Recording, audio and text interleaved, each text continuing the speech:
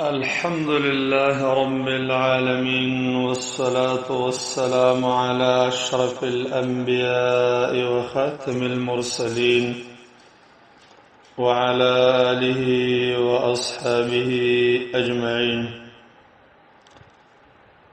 الله رب العالمين نبي كريم صلى الله عليه وآله وسلم تا لوی او بهترین مقام ورکړی دی چې هغه په انسانیت او بشریت کې نور انسانانو ته ورکړی نه دی.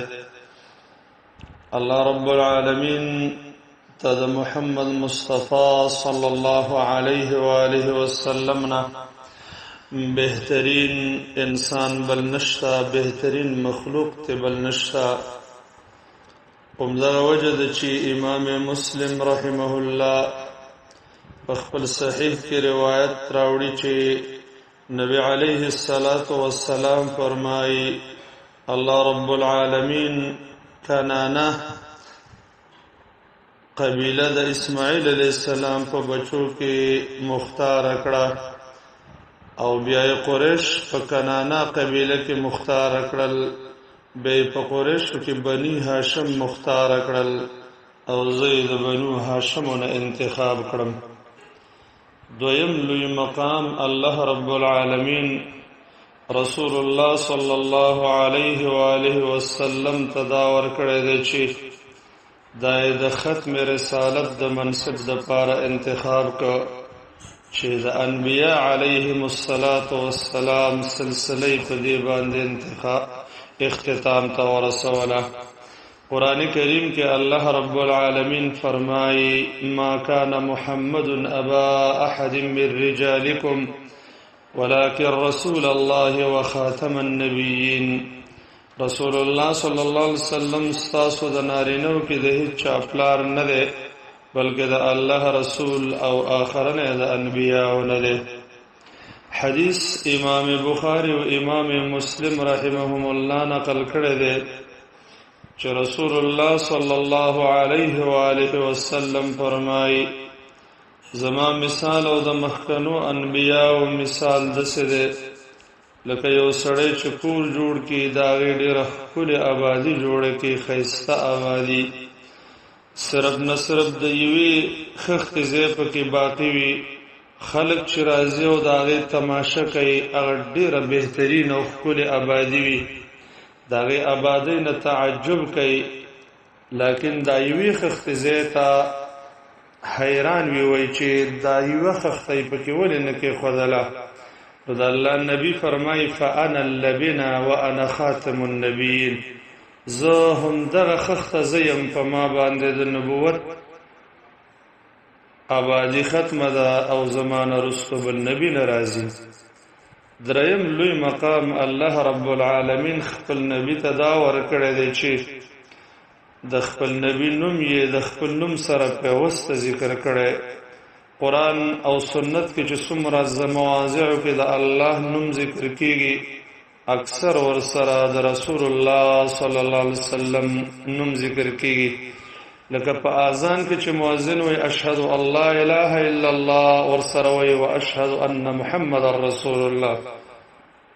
خطیب په خطبه کې وي اشهد الله اله الا الله وحده لا شريك له واشهد ان محمدا عبده ورسوله.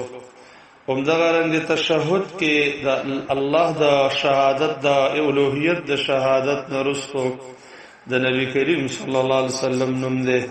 قرآن کې الله ويقول الانفال لله والرسول واطيعوا الله ورسوله. همدغه وجه ده چې امام مجاهد رحمه الله د دې آیت په تفسیر کې چې ورفعنا لك ذکرک ذکر کوي، حافظ ابن کثیر ذکر کوي وإلا اذكر الا ذکرت معي، زمانم نه یادېږي مگر ته ضرور زما سره یادېږي.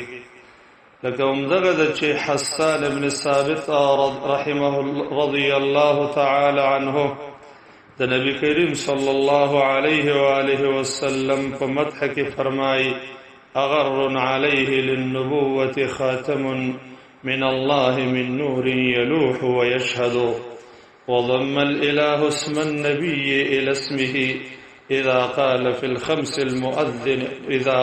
الخمس المؤذن أشهد وشق له من اسمه ليجله فذو العرش محمود وهذا محمد. تک سپین دی د نبوت د خاتم او مهر ور باندې د نور نه سمسل کیږي او گواهی کوي. الله د خپل نبی نوم خپل نوم سره پیوسته کړی دی کله چې مؤذن په اذان کې اشهدو کلمه وایي. الله د خپل نوم نه د لپاره نوم مشتق کړی دی ځکه د الله رب العالمین محمود دی دغه حمد ادا کیږي او نبی کریم صلی الله علیه وسلم محمد دی. سلورم لوی مقام الله رب العالمین هغه دې ته دا ورکړی دی چې دا الله خپل خلیل مقرر کړی دی. خلیل د محبت ډیره اعلی مرتبه ده. دا مرتبه په ټول بشریت کې دو انسانانو ته ورکړی شوې ده. یو ابراهیم علیه السلام ته الله رب العالمین داغه په باره کې فرمایي واتخذ الله ابراهیم خلیلا. او دویم رسول الله صلی الله علیه و آله وسلم ته امام مسلم روایت نقل کوي چې نبی علیه السلام فرمایي ان الله قد اتخذني خلیلا كما اتخذ ابراهیم خلیلا. الله رب العالمین ز داسې په خلت او دوستۍ سره نیولم اعلی مرتبه د دوستۍ لکه څرنګه چې ابراهیم علیه السلام خلیل نیولې. پنځم اعلی مقام د الله نبی تدا ورکړی شوی دی چې دا د ټول آدم علیه السلام د بچو سردار دی. امام مسلم رحمه الله روایت نقل کوي چې رسول الله صلی الله علیه و آله وسلم فرمایي انا سید ولد آدم یوم القیامه. زد طول آدم علیه السلام انا سید ولد آدم یوم القیامه. زد طول آدم علیه السلام د بچو سرداریم په قیامت. شپږم اعلی مقام الله خپل نبی ته دا ورکړی دی چې الله رب العالمین د ټول انبیاء او امام مقرر کړی لکه څرنګه چې په واقعه د معراج کې راځي. امام مسلم روایت نقل کوي وصلى بالانبیاء اماما. نبی علیہ السلام ټول انبیاء او تمنځ کو ټول انبیاء او ته امامت ورکو. مقام الله رب العالمین د شفاعت عظما چې دې ته مقام محمود ویل کېدل شي چې قران کریم کې داغه تذکرہ د الله فرمایي ومن الليل فتهجد به نافلة لك عسى أن يبعثك ربك مقاما محمودا. تدشفی تهجد کوا په دې وجه باندې چې الله رب العالمین ته مقام محمود تولیږي. مقام محمود دا دی چې اولنی او آخرنی ټول انبیا با الله ټول انسانان به الله په یو میدان کې راجمع کی. یو بل ته وایي چې ډیر سخت انتظار نرسته چې دا څومره سخترین حالت دی څوک نشته چې زمون شفاعت وکړي. ټول انسانان به آدم علیه السلام ته لاړ شي هغه به معذرت وغواړي وایي لاړ شئ. نوح علیه السلام ته هغه به معذرت وغواړي وایي لاړ شئ. ابراهیم علیه السلام ته هغه به معذرت وغواړي وایي لاړ شئ. موسی علیه السلام ته هغه به معذرت وغواړي وایي لاړ شئ. عیسی علیه السلام ته هغه به معذرت وغواړي او به تاسو داسې یو بنده ته لاړ شئ چې الله ورته هر څه معاف کړي دي اولنی او وروستنی. نبی علیہ الصلوۃ والسلام تبارک رسول الله صلی الله علیه وسلم با